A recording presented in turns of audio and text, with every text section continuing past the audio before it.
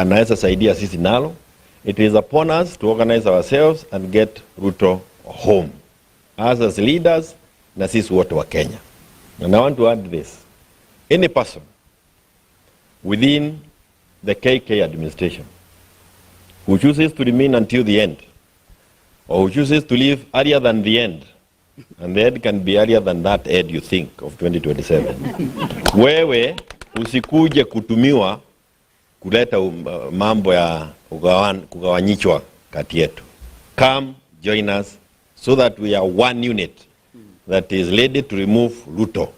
Usije kuanza kuleta mipango ingine mpya, kwa sababu you'll have confirmed that you are actually an agent of William Ruto, na utakuwa ukimsaidia kutimiza yale akina Kamuketi wanasema. Ladies and gentlemen, welcome to MJR YouTube channel for today's political analysis. And I want to take my time to analyze Ruto's possible headaches and headwinds towards 2027 general election and after. Even if William Ruto will be able to win a presidential vote, there are some key elements of an election outcomes that are also important to be considered when one wants to form the government, and a very strong government. And one of these key things is the numbers in the National Assembly and in the Senate. Numbers also in terms of popular votes. Number two, regional balance.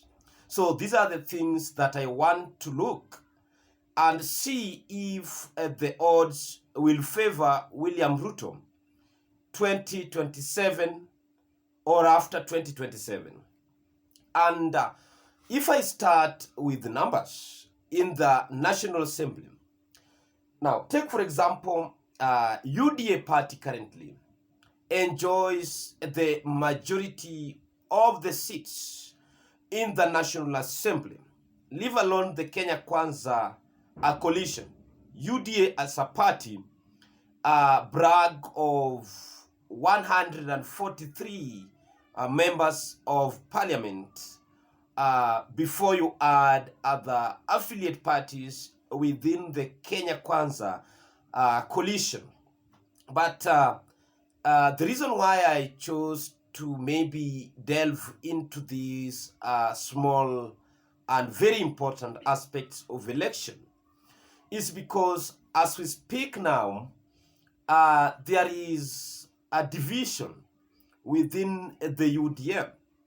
Rigathi Gachagua, who was the deputy president, claims that due to his ouster from office, UDA was dealt a blow because he went away with the members of parliament from Mount Kenya and the electorates.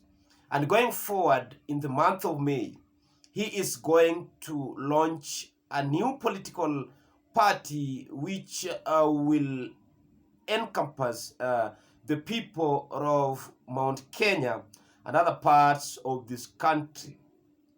So according to that interview, he said that that is the time when William Ruto will felt that indeed UDA has lost Mount Kenya. That can be true, but it is subject for confirmation. But let me look at the figures during after 2022 general election.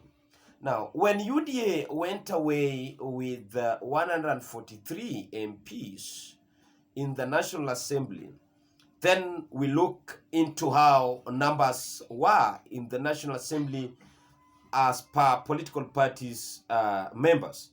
UDA had 143, ODM had 89, and then Jubilee Party had 28, Wiper Party had 26. Amani National Congress had 8. Then UDM had 6 for the Kenya 6, KANU 5, DAP 5, PAR 3, KUP 2. 12 members of parliament were independent. Maendeleo Chap had 2 elected members. The Service Party of Mwangi Kiunjuri had 2. UPIA had 2. UPA had 2. And then CCK, GDDP, NAPK, MDG, NOPU, and UDP all had 1 elected members. So, in total, Azimio had 158, and Kenya Kwanza had 179.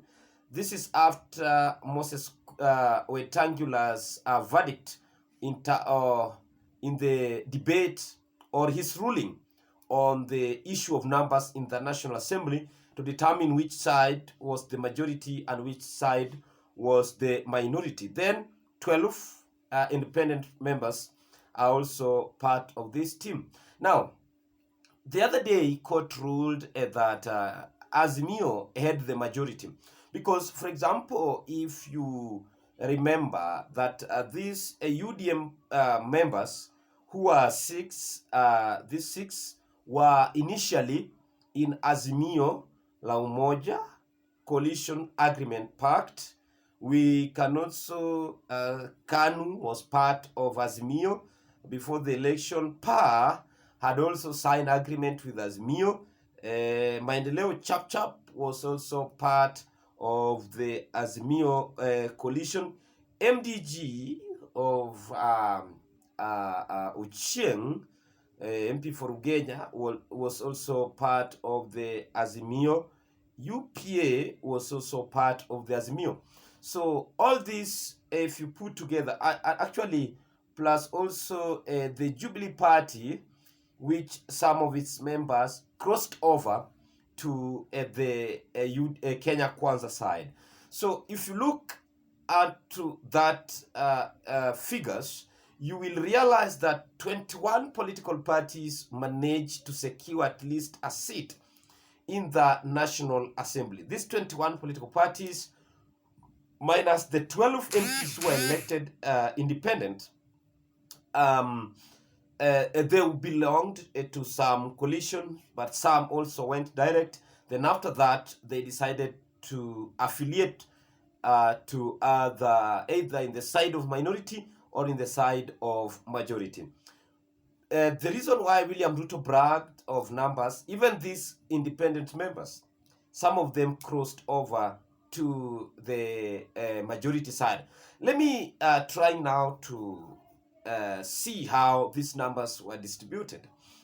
Out of these 143 members of parliament elected directly under UDA or on UDA ticket, most or half of them were from Mount Kenya. So if at all Rigathi Gachagua march out or goes away with these numbers from Mount Kenya, then William Ruto will remain with half of these numbers. And then these halves were distributed to other parts of the country, let's say like Coast. We remember Kilifi North MP Owen Baya was elected on UDA ticket. Then we have some members of parliament from Western who are elected neither in ODM, in Ford Kenya, or Amani, or this one for Cyrus Jirongo. Some were elected directly in UDA ticket, for example, Didmas Baraza, and many others. So on Ruto's side, he can still brag of some numbers within the UDA because some of these UDA members were not directly only from Mount Kenya on Rift Valley. We remember some of the UDA members were also elected in Nairobi and also in other parts of this country. Some were elected even in Nyanza. We remember people like Silvanus Osoro. was elected in Kisii with the UDA ticket plus many others. So William Ruto's numbers, we can say, were fairly distributed, unlike Rigathi Gachagua, who could only brag of the MPs from Mount Kenya, which he cannot also have claim to have gone away with all of them, because even at the moment, Madira Member of Parliament, Eric, is still supporting William Ruto. Duncan Madenge, Nyeri Town, so supporting William Ruto. But now we are looking into 2027. Some of them maybe will not succeed to defend their seats. And if at all William Ruto will lose MPs from Mount Kenya, then he managed to remain with the rest. Then there comes another headache.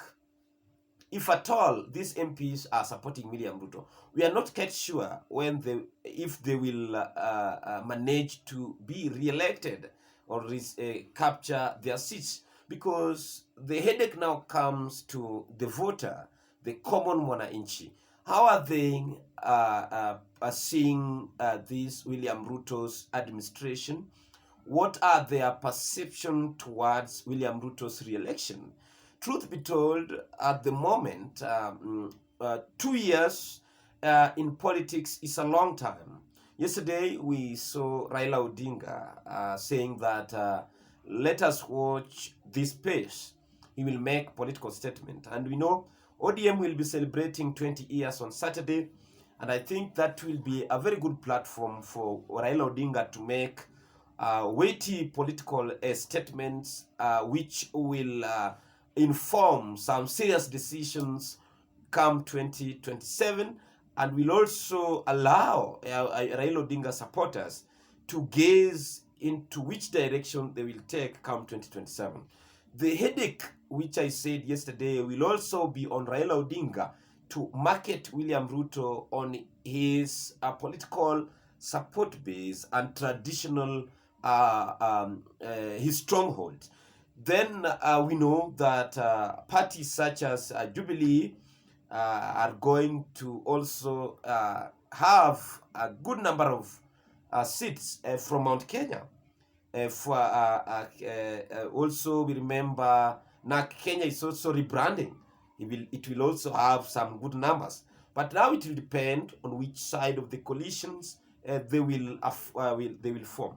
Out of these 21 parties that participated in the last general election and managed to secure at least a seat in the National Assembly, will decide whether to go independent or to go through a coalition which will be formed from the opposition and the other parties that will want to work with William Ruto to forge a new political outfit towards 2027. And this is very serious, because now the political map will be drawn, and Kenyans, this will also help some people to make a decision. And if this will affect the decisions before the election, then we can also say that still things can change for the better on William Ruto's side, or for the worse, depending on how he's going to behave from today onwards, and how Raila Odinga's support will also affect how many people will deviate or will decamp from Ruto or to Ruto's side. So, ladies and gentlemen, we know Ruto might or can win the presidency. He will be announced the president because even Kibaki was unpopular before 2007 general election, but he won the election. So the issue here is numbers. Ruto will have to work on numbers in the National Assembly, whether through a coalition or through his own party, UDA. So if UDA will survive beyond 2027, then he needs to ensure that he strengthened his party, because ODM is also ensuring that they remain strong in their traditional stronghold. They are not ready to lose anything to UDA or to William Ruto's side. They want to ensure that they stamp their authorities in their traditional stronghold, that is to say, parts of Nairobi, which they control, parts of Western Kenya, in which they are popular, Nyanza, Luo Nyanza basically, and part of Kisii, that they have numbers, North Rift, Turkana, Marsabit, Wajir, where they have numbers, coastal provinces or coastal region where they still enjoy massive support. So William Ruto will have a lot of work to do, because from the look of things, he is now going to remain with only parts of Central Rift Valley as his main support base, because even the South Rift, Kajiado and Narok, ODM also enjoys some good support and good numbers of seats in the National Assembly and in the Senate. Ladies and gentlemen, those are what we can say at the moment regarding 2027, Ruto's new headache. Thank you, and may God bless you.